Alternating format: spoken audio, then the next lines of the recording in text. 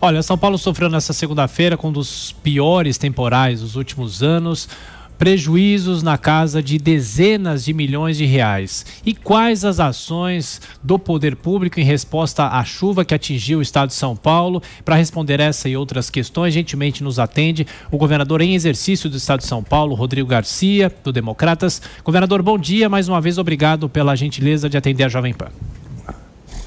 Bom dia, Tiago, bom dia a todos os ouvintes. Falo aqui direto do Palácio dos Bandeirantes, onde desde a madrugada todas as equipes da Defesa Civil do Estado, em parceria com as prefeituras, estão atentas e alertas, procurando minimizar os grandes estragos que essa chuva da madrugada passada fez, Tiago. Governador, eu sei que o senhor está indo para o interior, mas eu queria perguntar para o senhor em relação às marginais. Eu lembro que em 2005, numa outra grave chuva que nós tivemos aqui em São Paulo, as bombas de sucção não funcionaram e depois de 3 anos, naquela oportunidade, o rio Tietê, principalmente, voltou a transbordar. Houve alguma coisa que deu errado nessa chuva? Foi uma chuva, obviamente, acima do normal, mas do ponto de vista técnico, principalmente nas marginais, houve alguma coisa que deu errado, governador? Tiago, nós temos mais de 50 bombas instaladas ao longo das marginais em São Paulo, justamente para promover o bombeamento de águas nesse momento de crise. Se a gente observar, você tem pistas na marginal que estão abaixo do rio. Então, quando o rio enche, essas pistas normalmente se alagam e depois, quando o rio abaixa, essas pistas continuam alagadas, por isso desse sistema de bombeamento. Todas as bombas funcionaram nesse período de chuva na sua capacidade máxima, mas a capacidade máxima não foi suficiente para evitar os transtornos que nós tivemos. Mesmo com o rebaixamento da calha do Tietê, mesmo com o volume de lixo que nós tiramos no ano passado do Rio Pinheiros, né, os dois rios transbordaram e eles não tiveram a capacidade de suportar esse volume de águas. Então, o sistema de drenagem das bombas funcionou na sua capacidade, mas não foi suficiente para esse volume de águas, uma chuva aí a maior dos últimos 40 anos. Augusto Nunes. Governador, bom dia. Augusto Nunes. Eu pergunto, governador, o seguinte: o que é que cabe em matéria de prevenção de acidentes provocados por chuvas, de transtornos provocados por chuva? Eu queria saber, especificamente na cidade de São Paulo, na capital, o que é que cabe ao governo estadual e o que é que cabe à prefeitura fazer? Quanto a obras de prevenção. Bom dia. No fundo, o Estado e a Prefeitura, numa megalópole como essa de São Paulo, tem que trabalhar em conjunto e estão fazendo isso.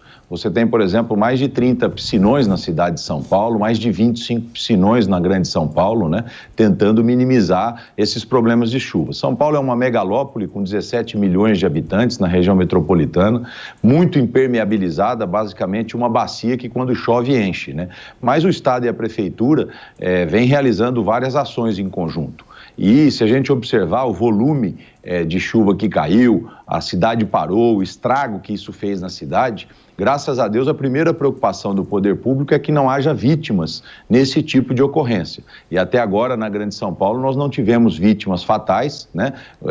O que mostra as ações preventivas da Defesa Civil. O Estado de São Paulo já ganhou 2 grandes prêmios na ONU por prevenção na Defesa Civil. Por exemplo, o programa Cidades Resilientes, onde a Defesa Civil treinou equipes municipais, onde, em conjunto, eles estão preparados para enfrentar esse tipo de anomalia de chuvas, né? Basicamente, a Prefeitura tem um trabalho de limpeza nas bocas de lobo, nas galerias que são municipais, e no final tudo termina no grande escoadouro da drenagem urbana na cidade, que é o Rio Tietê, né? Portanto, esse esforço da Prefeitura, cuidando das bocas de lobo, cuidando da limpeza das galerias, faz com que a água vá para o Rio Tietê e seja escoada. Nesse volume de chuva, Augusto, que choveu da madrugada de domingo para segunda-feira, naturalmente foi um volume muito acima do esperado. Toda a métrica que a engenharia usa para planejar o futuro, ela se baseia no passado. E o mundo está mudando, né? As mudanças climáticas estão aí, grandes tempestades, grandes chuvas, né? Até tem hoje a palavra o novo comum, né? O que não era comum no passado vai passar a ser comum no futuro, né? Então o Estado tem que continuar trabalhando, perseverando. Felizmente nós não temos todo o orçamento público disponível para fazer todo o programa de macrodrenagem que a região metropolitana tinha. Agora, nós estamos ainda num país... Pois não. Não, pode completar, por favor. Não, nós estamos num país em desenvolvimento, né? Então as pessoas sabem que o Estado não tem dinheiro para fazer tudo no seu tempo. Nós temos que ainda cuidar da saúde, da educação, da segurança, investimentos em outras áreas, né? Mas o governador João Dória prioriza a área de macrodrenagem. Nós estamos em licitação agora num dos maiores piscinões da região metropolitana de São Paulo, que é ali no ABC, o piscinão Jabuticabal.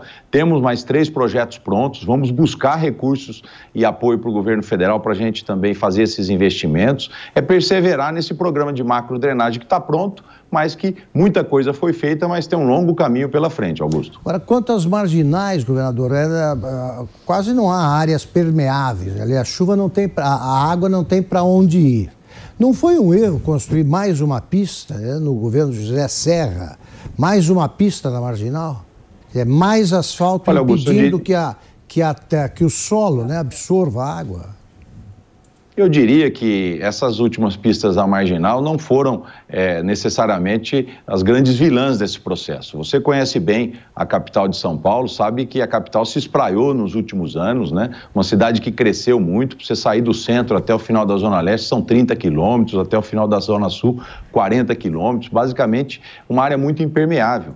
Muitas ocupações irregulares, né? O Brasil, por ser um país em desenvolvimento, ainda não dá renda suficiente para a população ter uma casa digna, e muitas ocupações irregulares foram responsáveis por essa impermeabilização. Nós tivemos casos graves na década passada do Jardim Pantanal, casas construídas na várzea do Rio Tietê. São Paulo está insistindo e trabalhando para que a gente amplie a área de várzeas de maneira impermeável. Nós temos o Parque Várzeas aí com financiamento internacional.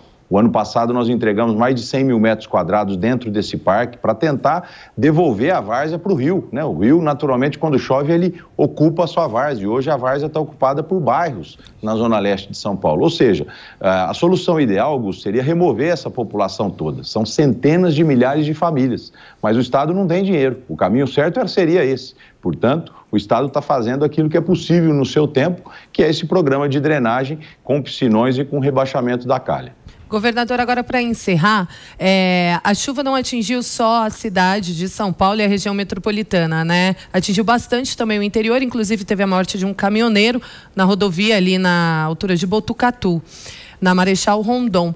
Aliás, é para lá que o senhor está indo viajar hoje? Conta para a gente como é que está a situação do interior de São Paulo em relação às chuvas. Olha, no interior, Kaline, boa pergunta. Nós tivemos uma chuva muito forte em Botucatu, com queda de pontes, a interrupção da Marechal Rondon. Eu estou me deslocando para lá logo mais, estou fazendo uma videoconferência agora com o governador Dória para fazer o balanço desse dia que nós tivemos, né?